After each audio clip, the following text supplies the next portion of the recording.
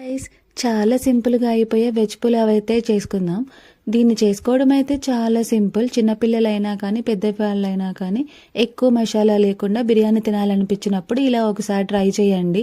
హెల్త్కి కూడా చాలా మంచిదే. కొంచెం ఎక్కువ క్వాంటిటీలో తీసుకున్నా కూడా మసాలా చాలా తక్కువగా ఉంది కాబట్టి ఏం కాదు.